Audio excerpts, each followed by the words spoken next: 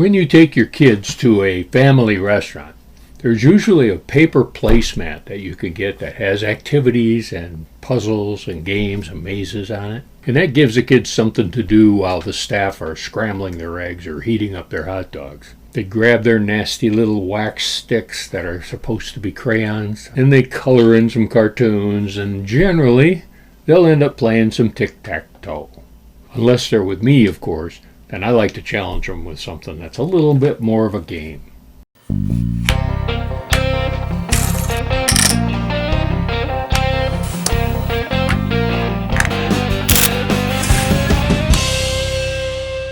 The notion of paper and pencil games is very old, older even than pencils and papers.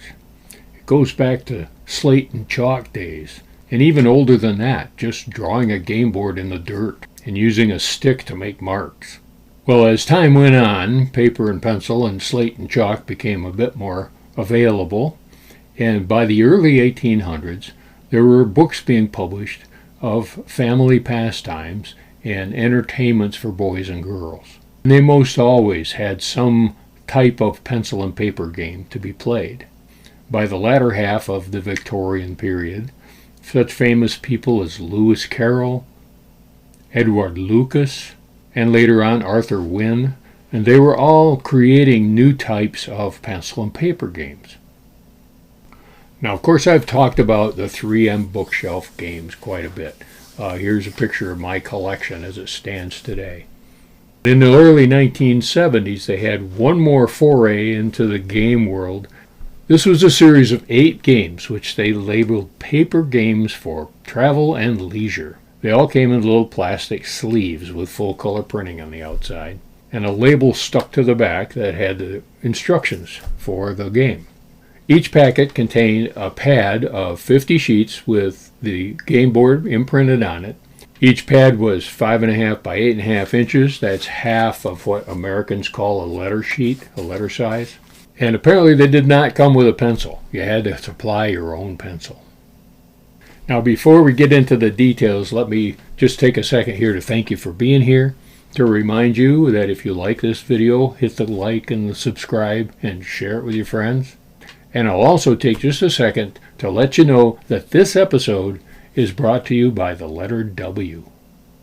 Here's a quick summary of the 3M paper and pencil games, all released in 1974. First is Hedron. Here's the happy couple enjoying their picnic, about to be attacked by 2 marauding delinquents. On each of the paper pages of this game, we see an unusual pentagonal pattern. Each of the irregular pentagons has a numerical value indicating the points gained by claiming each one. This is done by marking the edges of each pentagon, either with an X or an O. Taking turns doing so, whoever has the majority of the marks around the pentagon gets the points that are printed inside that pentagon. The first player to 62 points is the winner. Next in the list is Hex. These teens borrowed Uncle Roy's pickup for spring break. Looks like they really know how to have a good time visiting the beach at Jekyll Island. Billed as one of the best games of the 20th century, Hex is a very sophisticated connection game. Each player, in turn, claims a hex on the board, trying to connect the opposite edges with an uninterrupted chain of spaces. Again, X's and O's seem appropriate, and even in the physical game, once you've claimed a hex, there's no movement and no going back. So it's very appropriate for a pencil game. Be sure to watch my hex video, and you'll see how difficult this game can be. The third game is called Nab. This kid looks a little underwhelmed as Grandma and Grandpa team up against him in a fast and furious game of Nab. Wake up, Tom, it's your turn. Nab is a sort of a NIM game, reminiscent of several old Alex Randolph puzzle games. The object is to force your opponent to claim the last space. This is accomplished by taking turns to claim straight rows of 1 to 5 spaces. It's a puzzler for sure, but by the time you get through the 50 pages, you'll probably have figured out how to solve the game. Naval Battle. This looks like the fish ain't biting for these 2 manly men out in the Ozark wilderness. This is a straight-up paper version of the classic battleship game. Here's the 3M version of the paper grid. Everybody knows how this game works, so let me share a few other paper and pencil versions of the game from the past 100 years or so. Beginning in the 1930s, publishers came up with a number of creative ideas for the name of their version of the game. Seems this was a popular pastime in Germany, and was sometimes given an airplane or a submarine theme. I will definitely have to do a battleship video someday. Plasm. I can only imagine what this couple's thinking. Looks like they left the party early and went to his groovy bachelor pad to enjoy a few rounds of Plasm. This game is all about geometric tiling of pentagons. By claiming neighboring pence turn after turn, with X's and O's of course, the contestants attempt to surround the shaded areas. They must be surrounded on the flat sides, and each point of the shaded area is a point. When an area is filled, as shown in the instructions, the next mark can be on any empty space. The player who scores 51 or higher is the winner. This game's called Snare. Hanging out at this swank singles resort seems like the perfect place to snare the perfect partner for a quick pencil and paper game. The fondue should be here any minute, Val. This game seems very familiar, and I think it's been implemented in a non-paper version. Players are trying to enclose the white circles in a boundary composed of 3 options, shown as A, B, or C. Looking at the example, you can see how tricky this might become as each player tries to plan ahead and claim a bunch of spaces at one time. Looks interesting. This might be a good one to try. Next we have Thorns. Holy Arizona, these folks have a sunburn that hurts just looking at it. And the plants on this simmering sidewalk do look a bit thorny. This is another connect the edges of the board game, but this time the shapes are pointy combinations of square and 2 triangles. This semi-regular tessellation has a lot of potential as a game board, and the choices in this game look like they have a lot of potential tactics to play with. It's another very intriguing entry into this series of games.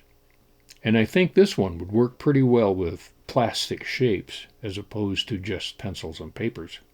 3D Tic-Tac-Toe. This illustration is a whole 70s drama by itself. Is that a gun case leaning against the satchel back there? One of these women is probably a member of the Charlie's Angels crew. Well, as the fine print says, this is a 3-dimensional version of Tic-Tac-Toe, which allows us a degree of forgiveness. This classic 4 in a row takes a little visualization, and much more challenging than the old noughts and crosses, to be sure. According to BGG, the first commercial version of the game was in 1953, published by at least 19 companies since then. I have at least 4 versions of 3D Tic-Tac-Toe in my collection here. At least it's a little more challenging than the old 9-holes. Now, I've seen some reference to 3 other games in the 3M series. SOS was apparently a Tic-Tac-Toe variant. Dots and Boxes, which everybody knows how to do the Dots and Boxes game. That's only natural. And Paper Telephone, which essentially is like Telestrations or Eat Poop You Cat, if you've ever played that one. It's a really fun game, but it just takes a piece of paper and some instructions. 3M published a lot of these in Germany. For example, Hedron and Hex required no translation. NAB, for some reason, just needed a different typeface. Schiff will sinken is a fairly obviously translation. We're sinking your ship. Plasm becomes Plasma, which I think is a better name anyhow. Snare becomes Lasso. Makes sense, eh? And Thorns becomes Scout. And then there's this I found. It looks like a book cover, and it's using a modified version of the artwork from one of these 3M games. That's very strange. Oh, and I couldn't find a German version of Tic-Tac-Toe. Maybe they didn't publish it over there. So there you have it. These little packets show up on eBay and auction sites. I've never seen one in a thrift shop, but that doesn't mean that they're not there somewhere. In 1977, 3M sold their games division to Avalon Hill, and these games just simply disappeared. And so I guess that makes them collector's items. So nowadays, there's a proliferation of roll and write games all over the place. So there's a lot of pieces of paper being padded up and stuck into game boxes now. They usually have dice in them or cards or something like that, which is why they're called roll and write or flip and write. So some people are purists and they say, no, if it's a pencil and paper game, I want to use pencil and paper. So Dr. Knizia came up with another one of his astounding innovations. He's using the pencils as dice in his Pick a Pen series from Amigo. Very cool little games, by the way. Good on you, Dr. Knizia. Inspired by these 3M games, we here at NewVenture Games have decided we're going to come out with a box of paper and pencil games, a series of pads there with something new and innovative. We've come across several games over the years, a few originals, and just a few newer games that we think can be adapted to paper and pencil. That should be really handy. You slip that little pad in your pocket and you're all set at that restaurant or in that car. If you have any ideas for pencil and paper games, just let me know. We'll see if it's something that maybe we want to include in a product in the future. So basically with a piece of paper and a pencil and a few geometric diagrams, you can be sure to play every day.